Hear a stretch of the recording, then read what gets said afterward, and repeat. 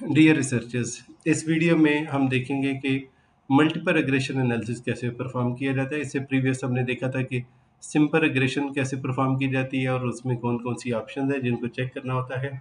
Same हम दोबारा जाएंगे मल्टीपल रिग्रेशन एनालिसिस के लिए। हम जाएंगे एनालाइज में, रिग्रेशन में, और रिग्रेशन में हमारे पास लीनियर रिग्रेशन की ऑप्शन अवेलेबल है। यहाँ पर हमने मल्टीपल रिग्रेशन में डिपेंडेंट वेरिएबल जो है वो हम वन पुट करेंगे और इसके बाद हम फिर इंडिपेंडेंट वेरिएबल जो पुट करेंगे। यहाँ पर हम डिपेंडेंट वेरिएबल पुट करेंगे और इस ब्लॉक में हम जब इंडिपेंडेंस वेरिएबल जो वो पुट करेंगे, जितने भी हमारे इंडिपेंडेंस वेरिएबल जो पुट किए जाएंगे। जॉब परफॉर्मेंस हमारा डिपेंडेंट वेरिएबल है और जॉब सेटिस्फेक्शन और जॉब कमिटमेंट जो है ये हमारे इंडिपेंडेंस वेरिएबल है। टू और मोर देन टू वेरिएबल्स को आप जो है यहाँ पुट कर सकते हैं। इसके बाद स्टेटिस्टिक में हमने मल्टीकुलरिटी भी देखनी है ताकि ये पता चले कि जो हमारे टू इंडिपेंडेंस वेरिएबल है, जॉब सेटिस्फेक्शन और जॉब कमिटमेंट, ये दोनों कहीं एक ही वेरिएबल तो नहीं है या एक जैसी ही तो नहीं इसके रिस्पॉन्सेज। अदरवाइज अगर मल्टीकुलरिटी एग्जिस्ट की तो फिर हमें एक वेरिएबल को ड्रॉप करना होगा अपने एनालिसिस में से। डर्बन वाटसन भी हम करेंगे, जो कि हमने सिंपल रिग्रेशन में हमने चेक किया था। डर्बन वाटसन भी हमें रिक्वायर्ड होगा।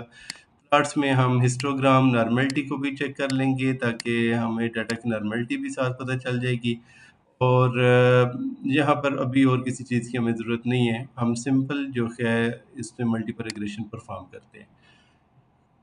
इन इंडिकेटर्स की एक्सप्लेनेशन फर्दर जो है वो आप मेरी जो प्रीवियस वीडियो है मल्टीपल रिग्रेशन सिंपल वाली, उसमें आप देख सकते हैं। R square, adjusted R square, Durbin Watson, ये सारे के सारे विद इन द रेंज हैं। और इट्स मीन कि ये दोनों variable independent variable dependent variable में इनकी कंट्रीब्यूशन है।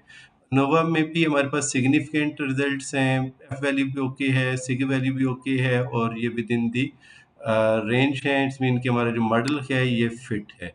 और कोफिशिएंट में अगर हम देखें तो जॉब सेटिस्फेक्शन और जॉब कमिटमेंट ये दोनों कंट्रीब्यूट कर रहे हैं टूवर्ड जॉब परफॉर्मेंस। दोनों इंडिपेंडेंस वेरिएबल हमने पुट किए थे, दोनों के बीटा वैल्यू भी ओके है। पी वैल्यू भी 1.96 से 1 की ग्रेटर है जॉब सेटिस्फेक्शन की, लेकिन जॉब कमिटमेंट की जो है पी वैल्यू ये 1.96 से कम है। तो आप देखेंगे टी वैल्यू 1.96 से कम होगी तो सिग वैल्यू जो है, जिसको हम सिग्निफिकेंट या पी वैल्यू कहेंगे, ये 0.05 से ग्रेटर हो जाएगी। तो यहाँ पर ये शो कर रहा है कि टी वैल्यू जो है वो जब बेंचमार्क में नहीं है तो पी वैल्यू भी करेक्ट नहीं है और हमारा जो जॉब कमिटमेंट का जॉब परफॉर्मेंस के साथ रिलेशनशिप है वो इनसिग्निफिकेंट आ रहा है। अब स्टूडेंट्स कई दफ़ा करते हैं कि टी वैल्यू नहीं भी सिग्निफिकेंट होती, पी वैल्यू को सिग्निफिकेंट कर देते हैं, जो कि कॉमन मिस्टेक है। ऐसा नहीं करना, जो टी वैल्यू है उसी के मुताबिक पी वैल्यू की कैलकुलेशन होती है। तो आपने उसको ही देखना है कि टी वैल्यू अगर सिग्निफिकेंट है तो पी वैल्यू सिग्निफिकेंट शो करेगी। कोलिनरिटी स्टेटिस्टिक में मल्टी कोलिनरिटी के फैक्टर्स को देखा जा रहा होता है। इसमें दो पॉइंट्स हैं, एक है टॉलरेंस लेवल और दूसरा है वीआईएफ। टॉलरेंस जो है this should be greater than 0.20। 0.20 से अगर ग्रेटर होगी तो हम कहेंगे कि ओके मल्टी कोलिनरिटी एग्जिस्ट नहीं कर रही। और वीआईएफ की वैल्यू एसपीएसएस में अगर ये लेस देन 3 है तो हम इसको ओके कंसिडर करते हैं। स्मार्ट पीएलएस या ईव्यूज में ये 5 तक भी कंसिडर की जाती है, लेकिन हम मोस्टली एसपीएसएस में 3 से बिलो हो तो हम कहते हैं कि वीआईएफ जो है ये वेक्टर इन्फ्लेशन की वैल्यू होती है। तो ये हमारे पास okay within the range है, 3 के रेंज में है, तो इसको हम ओके कंसिडर करें। इस मीन कि हमारे डाटा में मल्टीकुलरिटी एग्जिस्ट नहीं करती, हमारे डाटा में हेटेरोस्केडेसिटी एग्जिस्ट नहीं करती, मॉडल परफेक्ट है।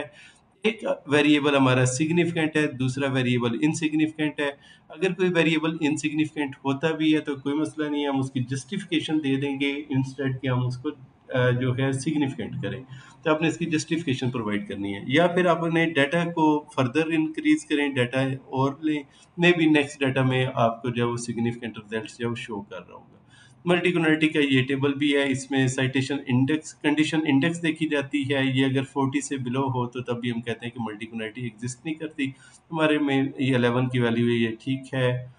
चार्ट में हमारे पास नॉर्मली डिस्ट्रीब्यूटेड डाटा है कि बहुत ज़्यादा डिफरेंसेस नहीं है। और पी वैल्यू नॉर्मल पीपी जो प्लॉट की वैल्यू है, जो कर्व है वो भी शो कर रही है कि हमारा डाटा जो नॉर्मली डिस्ट्रीब्यूटेड है। तो मल्टीकुलरिटी जब हम परफॉर्म करते हैं देखते हैं तो उसमें देखना होता है कि डाटा में बहुत ज़्यादा अगर डिस्टर्बेंस होगी तो आप देखेंगे यहाँ पर भी रिजल्ट्स आपके अप्रोप्रिएट नहीं आ रहे होंगे। तो मल्टीपल रिग्रेशन हम तब परफॉर्म करेंगे जब हमारे पास टू और more than two independent variable होंगे, और फिर हम देखेंगे कि इनके दरमियान रिलेशनशिप पॉजिटिव है, नेगेटिव है, सिग्निफिकेंट है, इनसिग्निफिकेंट है। हम उसको रिग्रेस करके इम्पैक्ट ईच वेरिएबल का डिपेंडेंट वेरिएबल के साथ देख लेंगे।